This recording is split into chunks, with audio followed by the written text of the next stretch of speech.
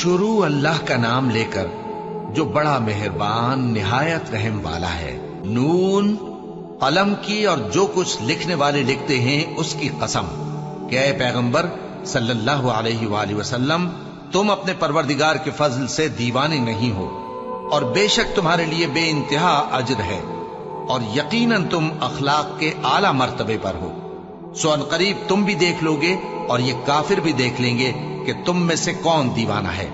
तहकीक तुम्हारा परवरदिगार उसको भी खूब जानता है जो उसके रास्ते से भटक गया, और उनको भी खूब जानता है जो सीधे रास्ते पर चल रहे हैं। तो तुम झुटलाने वालों का कहा न मानना। ये लोग चाहते हैं कि तुम नरमी इख्तियार करो तो ये भी नर्म हो जाएं, और किसी ऐसे शख्स के कहे में ना आ जाना जो बहुत कस्में खाने वाला है, जलील है, शरारत से इशारे करने वाला, लगाई बुझाई करने वाला, माल देने में बड़ा बखील, हद से बढ़ा हुआ बदकार, सख्त खू और इसके अलावा बदजात है। इस सबब से कि माल और बेटे रखता है, जब उसको हमारी आयतें पढ़कर सुनाई जाती हैं तो कहता है कि ये अगले लोगों के अफसाने हैं, हम अनकरीब इसकी ऊंची नाक पर दाग लगाएंगे। हमने इन लोगों की उसी तरह आजमाइश की है जिस तरह बाग वालों की आजमाइश की थी, जब उन्होंने कस्में खा खा कर कहा कि सुबह होते होते हम उसका मेवा तोड़ लेंगे, और इंशाअल्लाह ना कहा।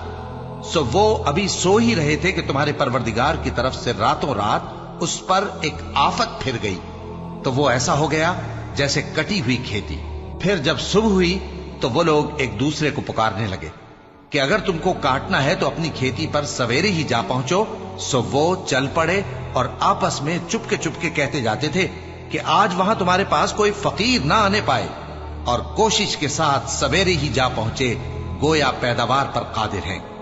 फिर जब उन्होंने बाग को देखा तो वीरान, कहने लगे कि हम रास्ता भूल गए हैं, नहीं बल्कि हम बेनसीब हो गए। एक जो उनमें समझदार था बोला, क्या मैंने तुमसे नहीं कहा था कि तुम तस्बीह क्यों नहीं करते? दूसरे कहने लगे कि हमारा परवरदिगार पाक है, बेशक हम ही कसूरवार थे। फिर लगे एक दूसरे की तरफ रुख करके मलामत करने, कहने लगे हाय शामत, हम ही हद से बढ़ गए थे। उम्मीद है कि हमारा परवरदिगार इसके बदले में हमें इससे बेहतर बाग इनायत करे। हम अपने परवरदिगार की तरफ रुजू करते हैं। देखो अजाब यूं होता है, और आखिरत का अजाब सबसे बढ़कर होगा। काश ये लोग जानते होते। परहेजगारों के लिए उनके परवरदिगार के यहां नेमत के बाग हैं। क्या हम फर्माबरदारों को नाफरमानों की तरह नेमतों से महरूम कर देंगे? तुम्हें क्या हो गया है? कैसी तजवीजें करते हो? क्या तुम्हारे पास कोई किताब है जिसमें यह बात पढ़ते हो कि जो चीज तुम पसंद करोगे वो तुमको जरूर मिलेगी? या तुमने हमसे कस्में ले रखी हैं जो क़यामत के दिन तक चली जाएंगी कि जो कुछ तुम तय कर लोगे वो तुम्हारा होगा? इनसे पूछो कि इनमें से कौन इसका जिम्मा लेता है। क्या इस कौल में इनके कुछ शरीक हैं? अगर ये सच्चे हैं तो अपने शरीकों को ले आएं। जिस दिन पिंडली से कपड़ा उठा दिया जाएगा और कुफ्फार सजदे के लिए बुलाए जाएंगे, फिर वो सजदा न कर सकेंगे।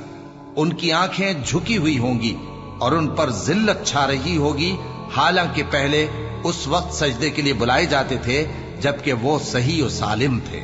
सो मुझको इस कलाम के झुटलाने वालों से समझ लेने दो। हम इनको आहिस्ता आहिस्ता ऐसे तरीक से पकड़ेंगे कि इनको खबर भी ना होगी, और मैं इनको मोहलत दिए जाता हूं।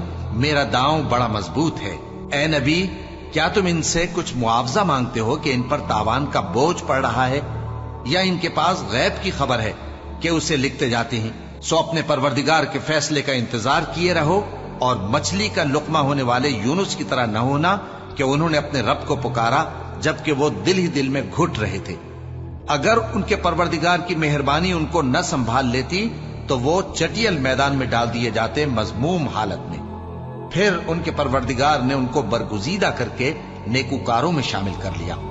और काफिर जब ये नसीहत की किताब सुनते हैं तो यूं लगते हैं कि तुमको अपनी निगाहों से फिसला देंगे, और कहते हैं कि ये तो दीवाना है। और लोगों, ये कुरान तमाम जहानों के लिए नसीहत है।